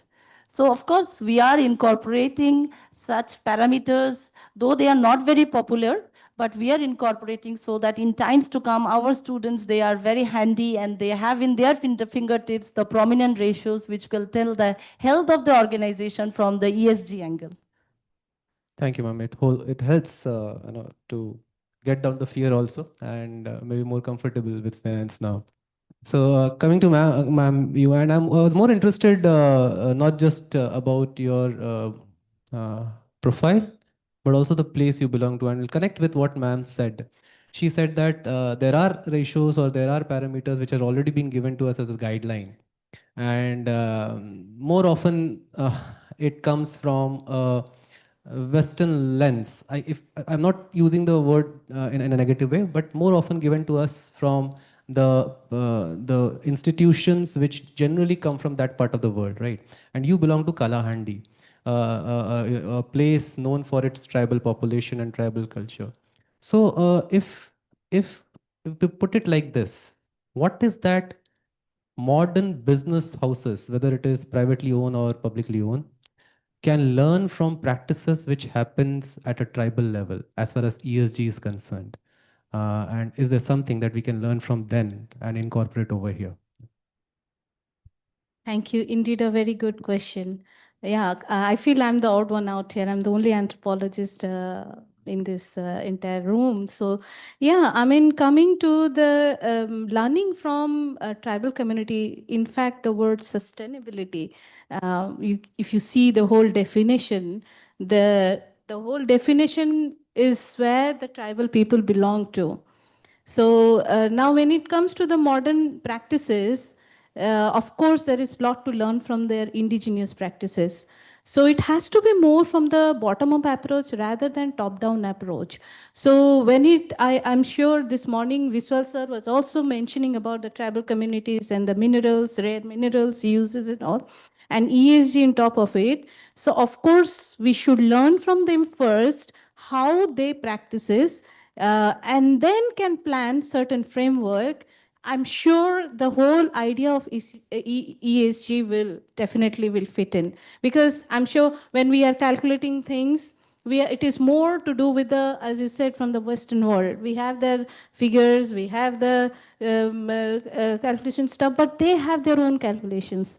For example, the Kond community, they have this practice of relying on the medicinal plants. So they don't, till now they don't go to the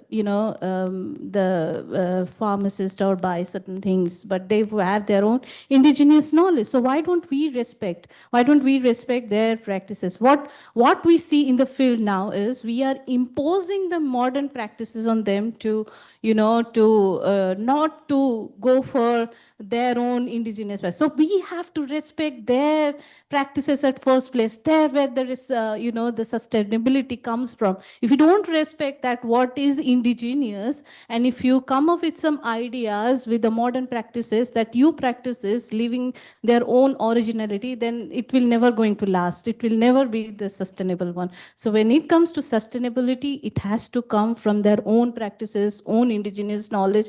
Anything indigenous, anything that you say, as this morning sir was telling about the empathy, the compassion, that all comes from this tribal community. You see, their god is the mountain. Till now in Niyamgiri, if you see, they don't have the idol. They have the mountain where they offer prayer. They preserve their refuge. It's so beautiful. Everything they get it from their own mountain. They don't buy anything. They don't buy it from the market. They get everything from the forest resources. So this is how I would put it. Thank you, ma'am. Very well said. And maybe there is this mentality, or there is this easy mentality of trying to go to their places and telling that we are going to give you a new way of life, which will be more enriching. I have heard about a friend telling me that they went to either Madhya Pradesh or Chhattisgarh to a tribal area. And Bega yeah, I'm community. Yeah. talking to the Sarpanch and saying that if you can use this method, you can have more productivity. And they say that we don't want more productivity, because that is where sustainability lies. We don't want more productivity. Yes. So yeah, very. I'll continue with the same with you, ma'am, with the subsequent question related to it. Uh, so you talked about the practices of the tribal people, which makes, or the indigenous practices of a tribal people, which makes their lifestyle more sustainable. The practices are a outward interaction of a person with the environment. Let's talk about what resides in their mind, or in their talking about their mentality, which makes them to give such answers like we don't want more productivity. What is the difference of mindset which they have as compared to, let's say, a citizen of a metropolitan area, or so-called civilized, more civilized part of the world? So stands them apart with respect to their mentality? Yeah, even when we go for field work and see the kind of lifestyle they live, we always think that how are these people are taking the vehicle, they're taking their food, they're walking and going to different places for even for smaller things, but they are, they are very much accustomed with the kind of environment they live. Like for example, when I was studying this community, Hilkharia community, and they were, or even the Bega community, when they were relocated for the so-called development, and they were relocated to a better place. They were given a house, they were given a community, they were given everything that is, where they can have a very good life. But they were not feeling, because they are more symbiotic with the environment. So where the whole idea of the mindset that you're saying, the symbiotic relationship with the environment is what make them more sustainable. So we were giving them concrete houses. The Mankadia community who are living in Mayurvanch, they're so used to of their leaf houses, and we are giving them concrete houses, but they're okay. Every house is next to a concrete house. They would make their own leaf houses and you will be staying. And we gave them some government incentives of goatry and some honey bring those boxes and all, and it was all laying because they have their own practices. They have this siali leaf. They would make that क्या बोलते हैं sir, रस्सी बोलते हैं उसको, and they make russia out of it. What Mayurbhanj collector did is she announced a skill development of using their own practices. Let them make certain, crafts, handicrafts out of siali leaf, which can be more sustainable rather than giving something new, adding a topping with some honey bring machine or gotery and all that stuff, because they have their own knowledge. And what we do is we never respect their knowledge, and there where the gap is. So what we basically should do is need to understand their need at first place. Thank you. And at least acknowledge it and appreciate Yeah, it. yeah, exactly. Thank you, ma'am. Thank you. Moving to Saket, sir. And it's again something which comes down from what ma'am said. And if we compare both the worlds of a tribal region and a metropolitan or a city region, and because you come from a management background and have studied in IIM Lucknow, and are working in a role which is more strategic in nature, I always have this question in my mind, and let me put it to you and maybe to the entire panel over here. So if we say the 4 P's of marketing, and let's say product, price, place, and promotion, and let me add one more just for the sake of our discussion over here, that is packaging. So product, price, place, promotion, packaging. Which, according to you, is a more concern, is a greater concern as far as ESG is concerned? Packaging. The packaging in our industry is one industry which is causing, I would say, the biggest ESG problems that we need to resolve today. I was talking to somebody from the packaging industry, and I cannot take the name of their company, very famous company for packaging. Recyclable packaging is a concept that is being thought of, but not yet put into practice. I think the biggest thing that we all need to worry about is today packaging. There are some areas, all of us use, uh, plastic bags. Maybe some of us, maybe not all, but historically we used to use plastic bags. That technically is a package for all our shopping. Uh, Now at least plastic bags are banned in most states in India. But still, when you buy something, every time, everything has a package. You buy a drink that comes in a Tetra Pak, which uses plastic, polymers. You have, we sometimes are very happy about, having those paper cups. By the way, those paper cups also have polymers. All our shopping. Yeah. Now at least plastic bags are banned in most states in India. But still, when you buy something, every time, everything has a package. You buy a drink that comes in a Tetra Pak, which uses plastic, polymers. You have, we sometimes are very happy about, having those paper cups. By the way, those paper cups also have polymers. All our shopping. Yeah. Now at least plastic bags are banned in most states in India. But still, when you buy something, you buy a drink that comes in a Tetra Pak, which uses plastic.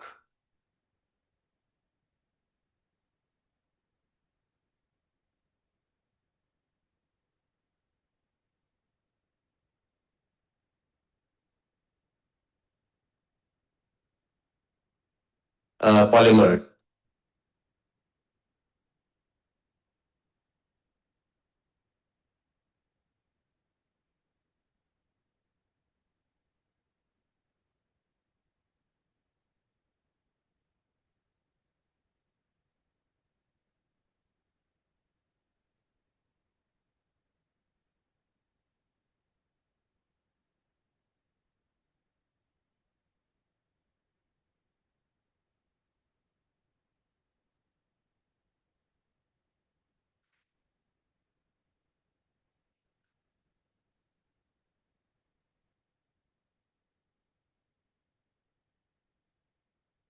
Sorry for that. Yeah, so just like my voice was repeating, I had the word to say packaging, that. Yeah. packaging creates such a similar ripple effect on the environment. I think that's one industry which needs to probably be taken care of if we need to move forward with our ESG goals. Very much. Thank you, sir. Thank you. Moving to Chirag, sir. From your profile of being a HR guy, and again, as you said, very infrastructure heavy and intensive sector, is there a need to reskill the people at the mid management level and the frontline workers as far as imbibing the spirit of ESG is concerned? Because maybe at a strategic level in the boardrooms, it's easy for us to discuss, to strategize, to plan. But when it comes to at a ground level, come to the ground level, maybe we still need some changes in their maybe attitude and also their work which can incorporate the thought process in spirit as far as ESG is concerned. So, what are your opinions on this? Yeah. I think the answer to your question is resounding yes, right? Because ESG is no more annual report. ESG today is a skill set. And this skill set cuts across all the domain skills you are in, whether you are in HR or finance or operations or engineering or whatever departments that you are working for. ESG now is a common skill. Like in HR, we say that every manager is a people manager. ESG is a skill that every manager needs to imbibe. And my colleague Utkarsh is here, and we are in this phase wherein we are now collecting the data, which will go into an integrated report. And when we go to any department, right, they don't know what are we collecting this data for, right? Because this goes into annual report, and your investor will, an analyst will read these reports, and they will decide that how much money to invest in your company depending upon what you are disclosing. I think it's a time that we educate everyone in the organization about ESG, what ESG mean, right? What are these various rating agencies? How does the rating impact organization as a whole, right? If ratings are bad, investor will not invest money in your organizations, right? So I think it is a time that this goes as a common skill across all the domain. Be it whatever you are studying, even if you are studying marketing or even if you are studying, maybe you are doing an osteopathy, whatever you are doing, ESG is going to be a common skill which people needs to be trained for. Very interesting. And because you went beyond just the management part and business management part and covered up almost all the disciplines which require ESG as an element to be studied. And maybe not just as a practice, but as a mindset, as a principle. Then I'll come to Joyita ma'am, just to complete this loop of not just of the space, but also the discussion. So taking from where Chirag sir left, how can we incorporate this in the academia, in the syllabus, to make sure that, so should it be like, generally we have seen that, oh, ESG is important, make it an elective, introduce an elective. But Chirag sir just mentioned that it cannot be an elective. It should be something which could be a part of almost every discipline, not just subjects.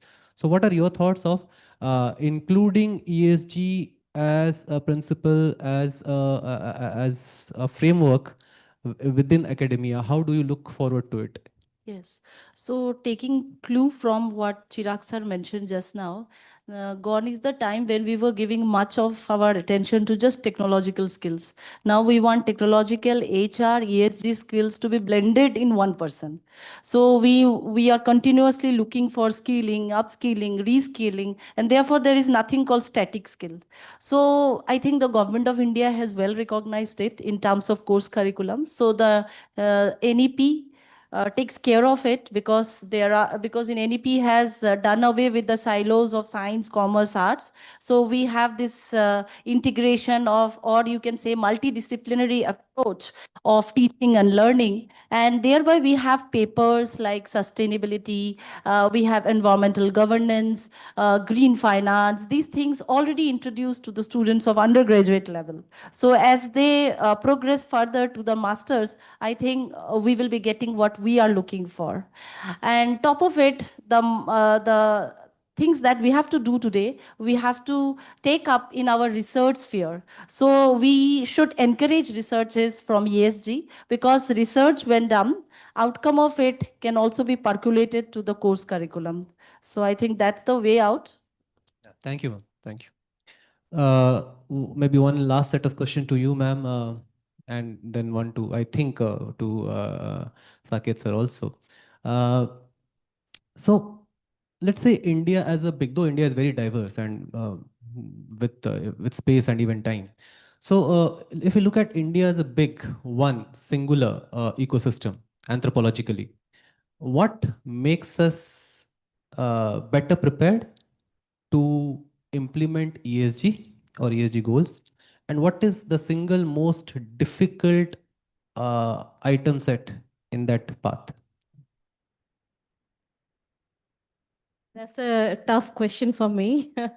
The most important thing is to look at how we can conserve the environment, because there where the problems are starting from. The climatic part, if we take care, then I think the rest of the thing can be taken care, because we have never given back anything.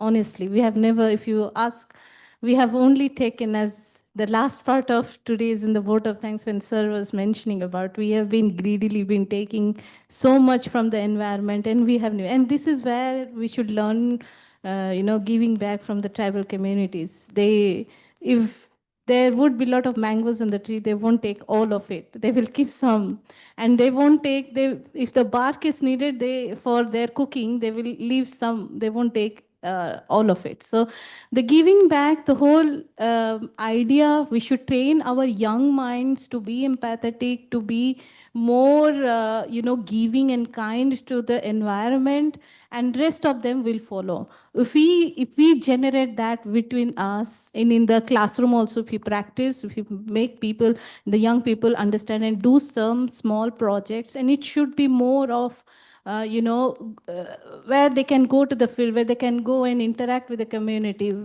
Such kind of things, if they practice, then definitely, the rest of the things can be taken care. Thank you, ma'am. Now, one last question to Sakiji before we wind up for or take a break, and I hand over the mic. Yeah. So related to it, she is telling me Peach is a meditation. So, uh, uh, so two parts to the question. First, does spirituality help in this? Of course, we know, but maybe we'll love to hear your thoughts on this, to understand ESG and also to practice it. Second, if there is one uh, request you want to make to the government of India with respect to ESG and its implementation, what it will be? The answer to the first question is obviously a yes. I think the biggest problem that we are facing is awareness. Um, uh, I personally feel very pained when I see somebody littering. After, let's say, we buy something from let's say a shop, and when I see somebody littering away the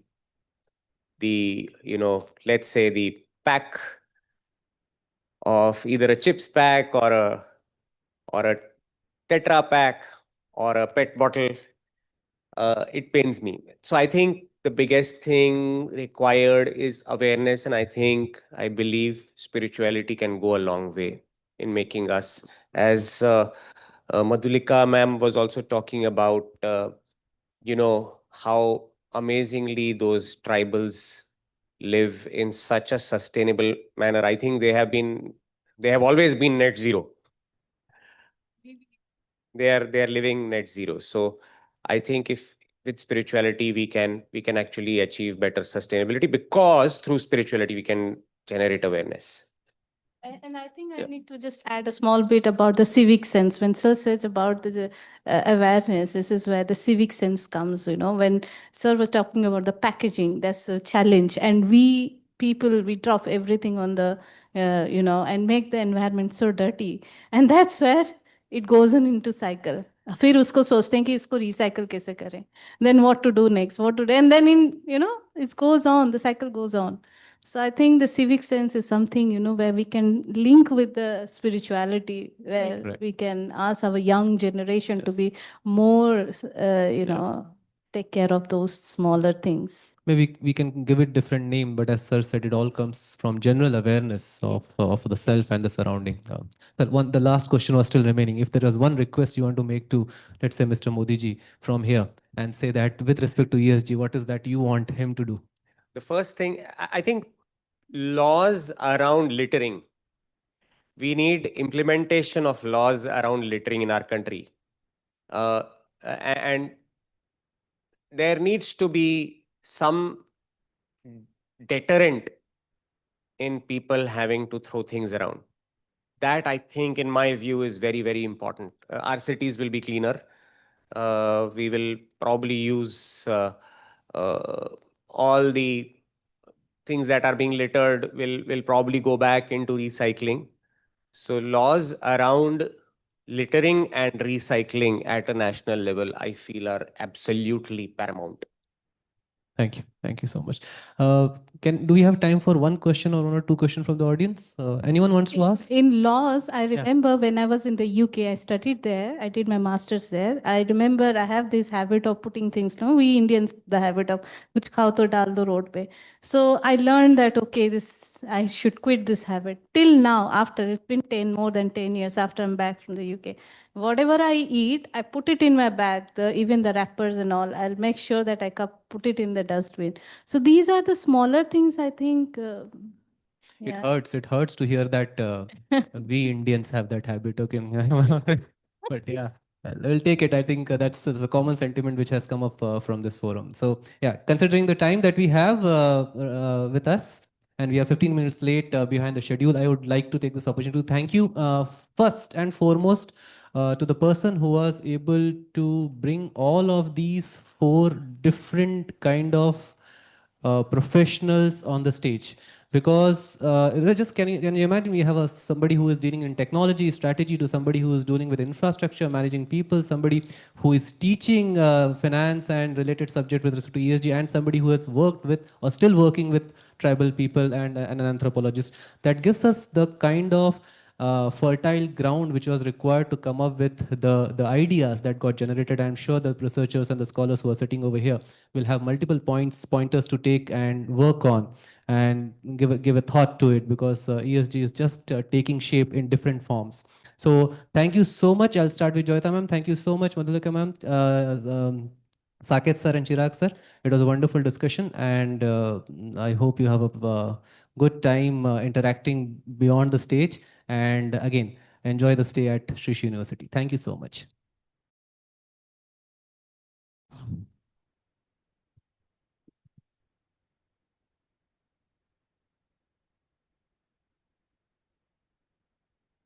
I request everyone to be seated. We'll have a quick 5-minute meditation.